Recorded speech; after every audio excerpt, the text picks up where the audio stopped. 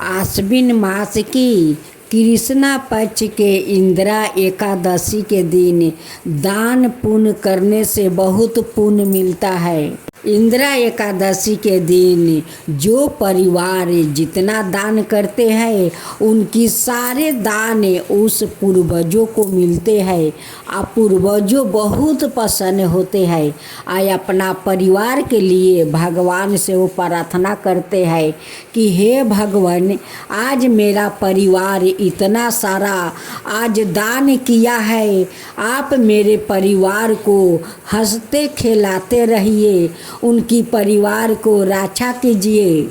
कृष्णा भगवान उस पीड़ित पूर्वजों को देखकर कहते हैं, आ हा, ये पूर्वजों अपना परिवार के लिए भगवान विष्णु से प्रार्थना करते हैं कि मेरा परिवार खुशी खुशहाल रहे।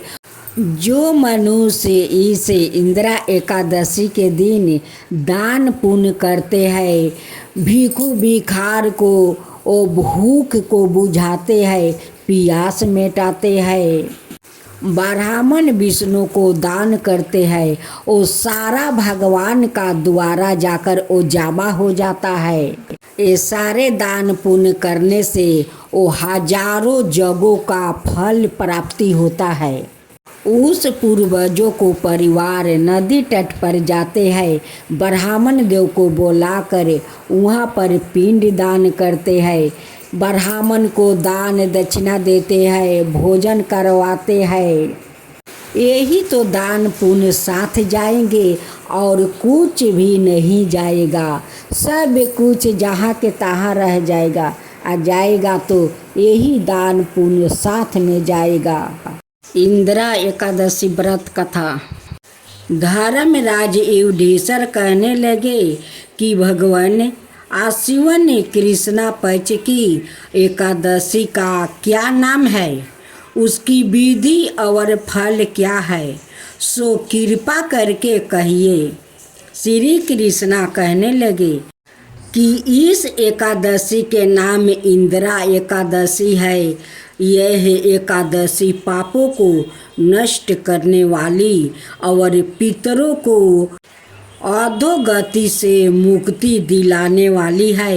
हे राजन, ध्यान पूर्वक इसकी गाथा सुनो और इसके सुनने से मात्रा से बजय पे यज्ञ का फल प्राप्ति होता है।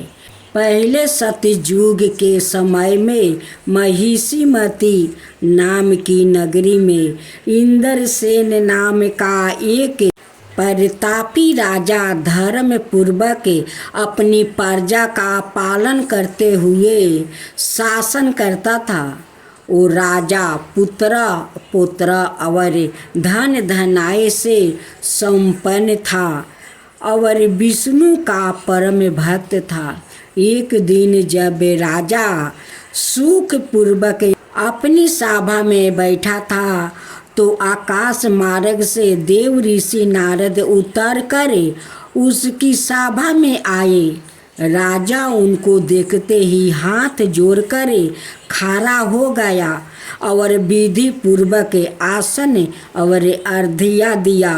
सुख से बैठकर मुनि ने राजा से पूछा कि हे राजन, तुम्हारे सातों अंग कुशल पूर्वक तो है, तुम्हारी बुद्धि धर्म में और तुम्हारा मन विष्णु भक्त में तो रहता है। देव ऋषि नारद की ऐसी बात सुनकर राजा ने कहा, हे देव ऋषि, आपकी कृपा से मेरे राज्य में सब कुशल है और मेरे यहाँ यज्ञ कमार्दी सुकीर्ति हो रहा है। आप कृपा करके आपने आगमन का कारण कहिए। तब ऋषि कहने लगे, हे राजन, आप आश्चर्य देने वाले मेरे वचनों को सुनो। मैं एक समय ब्रह्म लोक से यम लोक को गया। वहाँ श्रद्धा पूर्वक यमराज ने पूजित होकर मैंने धर्मशील और सत्यवान धर्मराज की प्रशंसा की। उसी यमराज की सभा में महान ज्ञानी और धर्मात्मा तुम्हारे पिता को एकादशी का व्रत भंग होने के कारण देखा।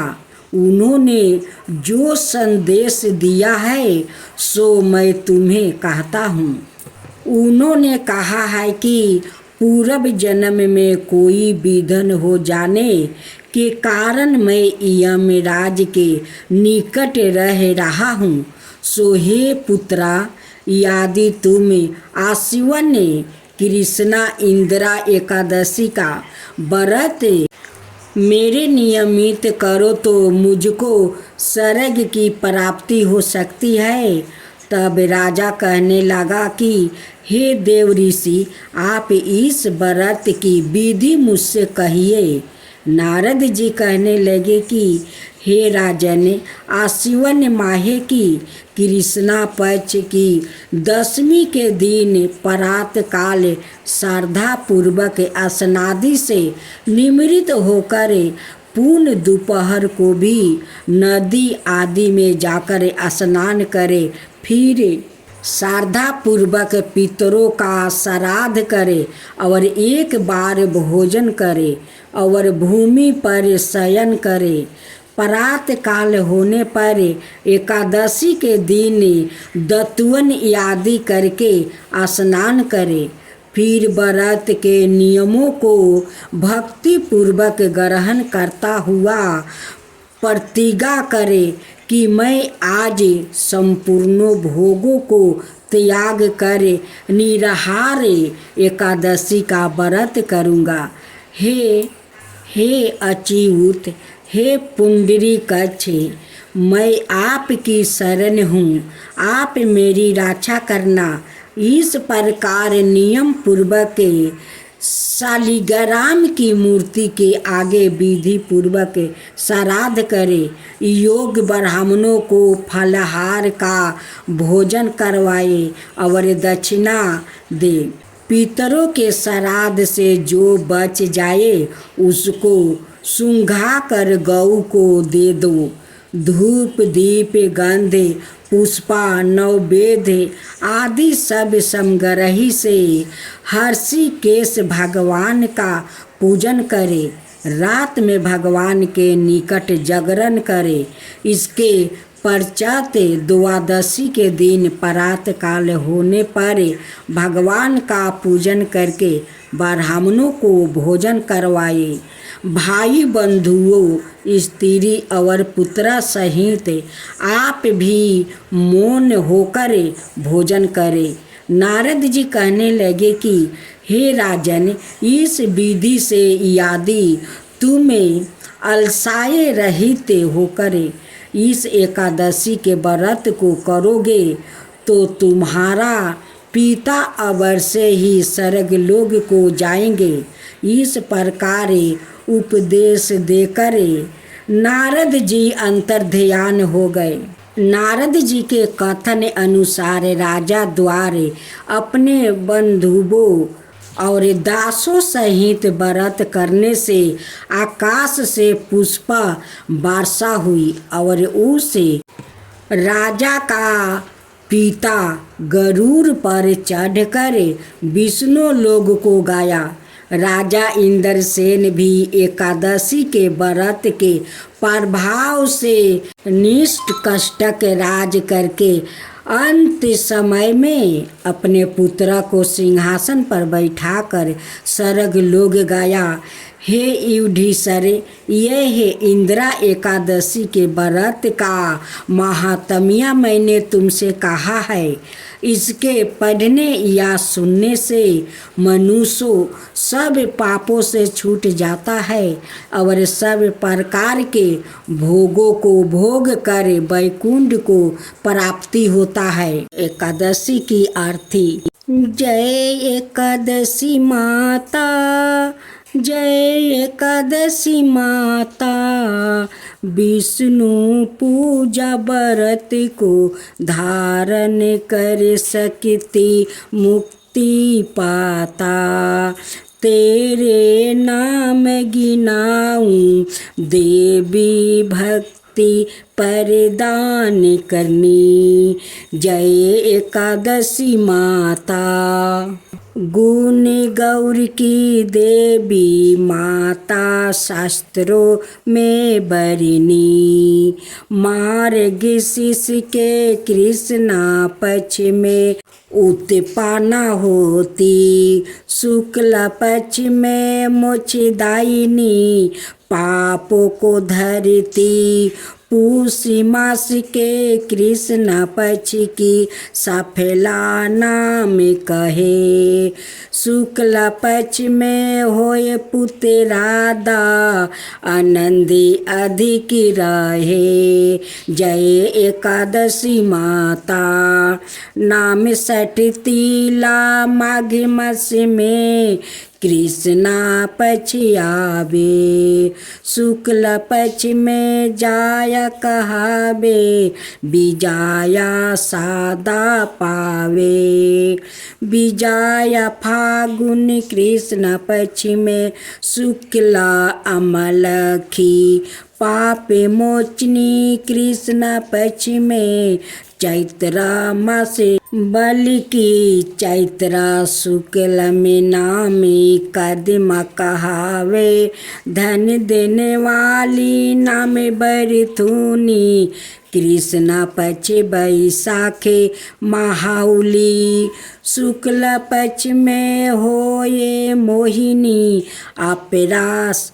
ज्येष्ठ कृष्ण पक्ष नाम निर्जाला सब सुखी करनी। शुक्ल पक्ष राखी योगिनी नाम आषाढ़ मास में जानो। कृष्ण पक्ष बरनी देवसायिनी नाम कहावे। शुक्ल पक्ष धरनी ओम जय एकादशी माता। कमी का श्रवण मास में आवे कृष्णा पक्ष कहिए। श्रवण शुक्ला होए पुत्र राधानंद से रहिए। जय एकादशी माता। आजा भाद्रपद कृष्णा पक्ष की परिवर्तनी शुक्ला इंदिरा। आश्विन कृष्णा पक्ष में व्रत से भाव सागर निकला। पाप कुंसा है शुक्ला पक्ष में पाप हरण हरिणी।